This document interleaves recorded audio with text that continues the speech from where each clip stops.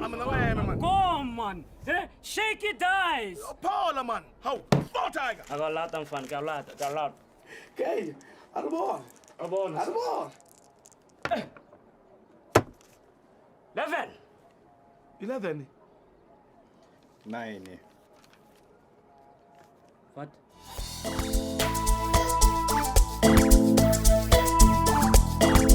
Pumla Double, welcome. This is what I would like to call the pretentious Cinephile Studio.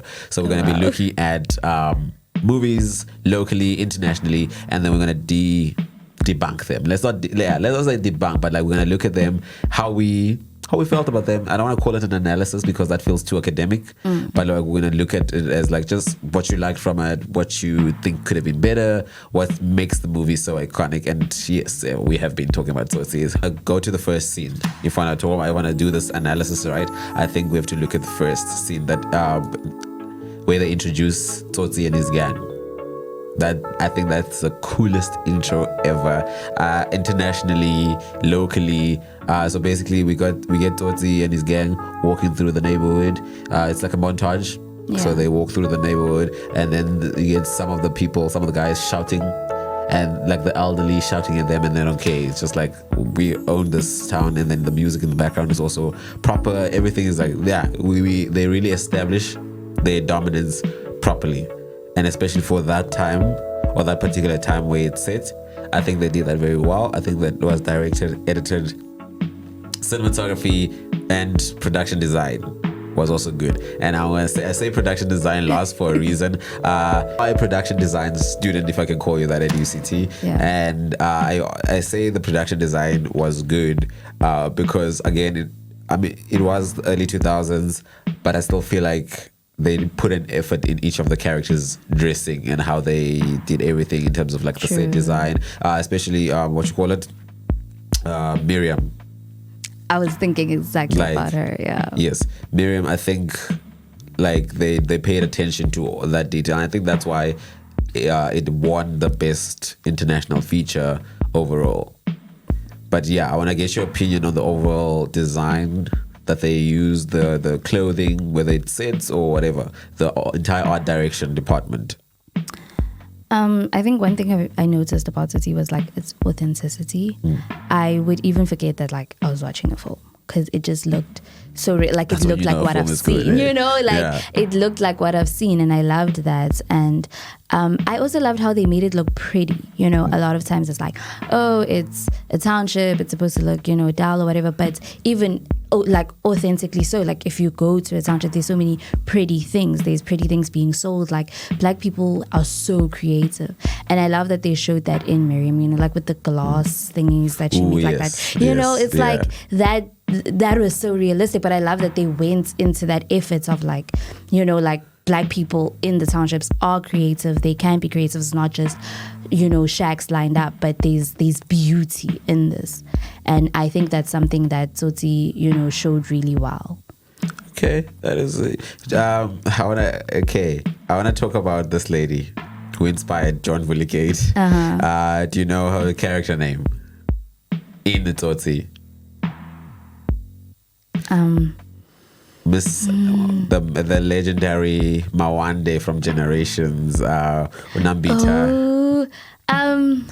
The mother of the baby. Did we ever get her name? Apparently so, and I just saw the name, and it's actually it's Pumla Dube. Stop. Yeah. No, but I feel like that's like something that was only in the credits. I don't think we heard that name. Like, I would have known that. The only reason they would put the name is because they would have referred to her in the film, though. And then obviously John, we get Rapulane playing John. Yeah. John Dube, John Vullicate. Yeah. But speaking about them, they weren't like, I don't say they weren't like big characters in the film. Yes, they appear now and then. Yeah. But in terms of that authenticity, I think I believed them as the business professional, the high up, I would say the middle class of that time. I think they show that really well. And the car and the baby. What are your comments on that? The way, basically, the whole shebang. Like in terms of production design, like in terms of like how it storyline. looks on the screen, the production design. No, I loved it. I think it was real. Like, I liked that. I don't know though. When I was young, I used to question how realistic that was. Like, would someone really, like, get out of the car like that, leave their kid in the car? But also having grown up and like my mom did that to me quite a bit. And so I saw that, okay, like this is realistic, but I feel like everything matched, because sometimes like production designers will like want a certain thing, like, okay, I really want this certain car. So despite the fact that, a woman like this wouldn't really be driving this car, but I want this certain car and therefore we're going to get this certain car. I think everything matched. Like the car made sense with, like you were saying, their middle class status, with, the fact that she's the mom driving the car. Like it just made sense. Them having the baby in the car, the baby seat, I think everything was very in unison. But yeah, everything made sense and I liked that about it. Okay. And would you basically match it to anything in today's standards? Or do you think Tsotsi still holds up? Yeah, it's a two-part question. Do you think Tsotsi holds up in today's standards? Or do you think nowadays people are just doing whatever? So basically, take your shot at the film industry as it is right now. Is this in terms of production? I want to ask you first in production design, but like in everything else as well. First, start with a generalized view and then the production design answer. Okay, in terms of the generalized view, I mean, I think if we put money aside, like considering the time of Tsotsi, and what they had then versus everything we see now and what they had now, I get a sense that Tsotsi used more of their resources than the films do now. I feel like there's very few films now that are willing to go all in terms of people, in terms of resources, in terms of finances. It's like, people always want to save. I want to make... I want to use the smallest budgets to make this film and get the highest profits. I think with Tsotsi and a lot of films back then, even with Cinephile and stuff like that, there was a sense of we're going to give it everything, and I see that in the film. I see that in the way that it looks. I see that in the storyline. People just genuinely gave it all that it had. And I think back then it wasn't so much about making money, but telling stories. People really wanted to tell stories. But now it's like, we have to make the investors happy. We have to make the channel happy, streaming services. So everything, so everything is about like, what do people want and how can we use the least amounts of money to do it? I want to put a pin in the streaming services part because I have a very important question about a particular streaming service with regards to Tsotsi. But anyway, because I will lead up to it with this question, and that will be the final question. So basically, one key thing about production design and the story is the prop that tell the whole movie. And I believe the baby was... not necessarily was a character, but can also be looked at as a prop because the only time we saw the stroller thing, that was the representation of the baby. So basically, it could be seen both ways, in my opinion. Yes. And do you agree with that? Firstly, and how did that come alive for you? As seeing like, okay, this is now a prop, but that's manifesting itself as a character because it is inevitably human. Yeah. So there was some things like we have that is it the how do you pronounce it? The med. It's a M word. Flip. What is it? The medallion. Is it the medallion? Our MacGuffin. The MacGuffin, the key prop of the film that drives the film forward. So the baby can be seen as that prop that drives the film forward. And other things, other movies, it can be an inanimate object. It can be a knife. It can be whatever. But this time it's both human, but it can also be seen as a prop. Yeah. How do you think that pushes the story further, like makes it better, so that it can be seen on two planes?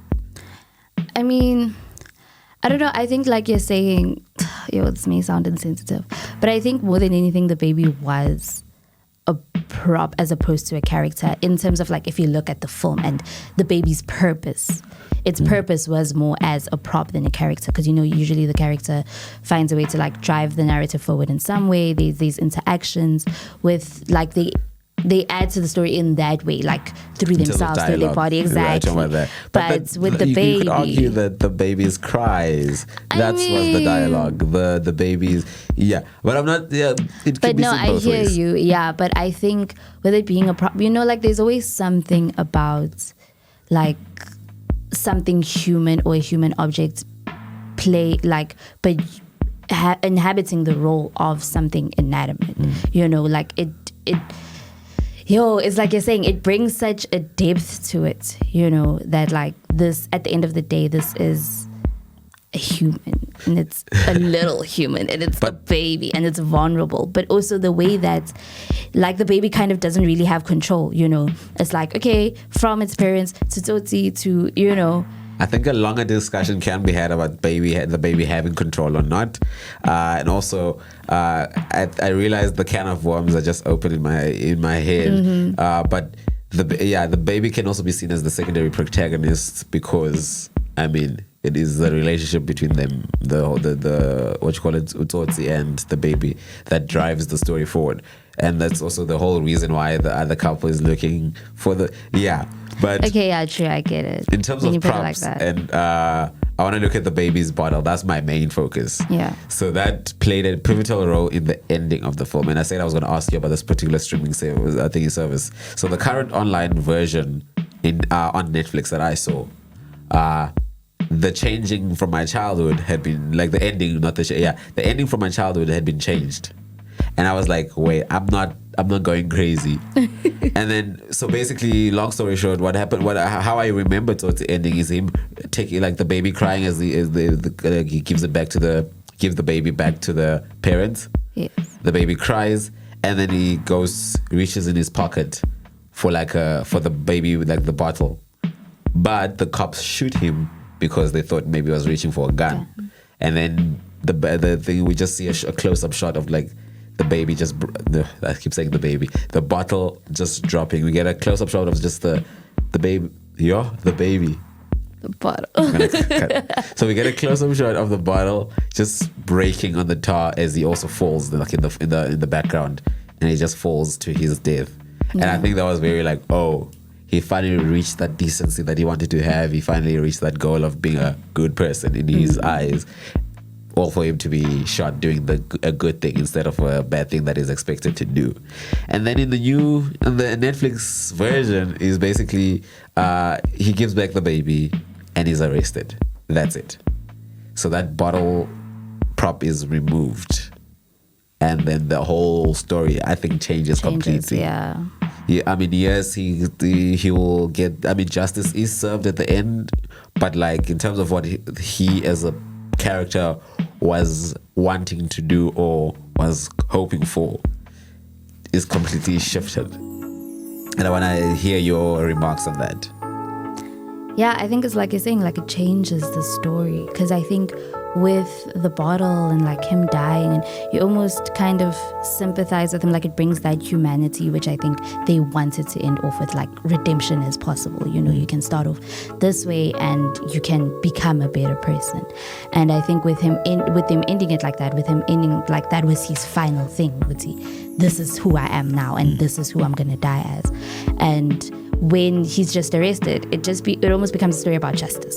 That bad people will get what's coming to them, and then that redemption aspect of it is taken completely away. Gone. So not a fan of that ending, the Netflix ending. I love I did a video essay on it, on the Tsotsi ending, especially, and I opted to use an old ending, and just to like stay on the theme of production design.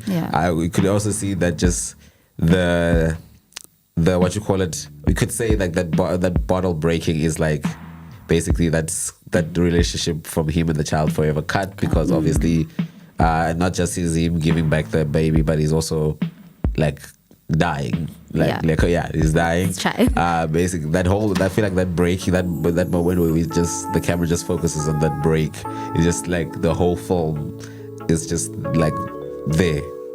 I think the whole film is just like properly summarized in that shot of that bottle breaking, and then especially with the white milk also just spilling on the floor. Yeah. And then it reaches And like with the we see the blood coming out. Like it's just that was really cool. yeah, I think that worked better. And then in terms of props and everything, it even that ending made more. It just made more of like an impact. And I don't know the streaming services. I don't know why. I would do my due diligence and research why that ending was changed if it is available on online platforms. If not, I'll also try. And I think we didn't have enough time. But I would like for us to actually go deeper, looking at each individual theme and prop and whatever that we can look at the mise en scène, everything that has to do with art direction, production design with you. So this is my official invite for a longer discussion. Yes, a longer conversation. And it will be your homework now is to watch Tsotsi and break it down. I want every philosophical, every theory, every political, everything. Bring it, and we're gonna properly debunk Tsotsi. But for now, thank you very much for joining us and teaching the younger generation about film. Thank you. Intrigueness in a way, so I'm more intrigued to watch the film because black versus white, and that's something that we still deal with again today. And that's another thing I wanted to talk about how this film still touches base on topics and events that still occur in the now in 2024. And then while you're saying this, there was a character, I forgot her name. She was white passing.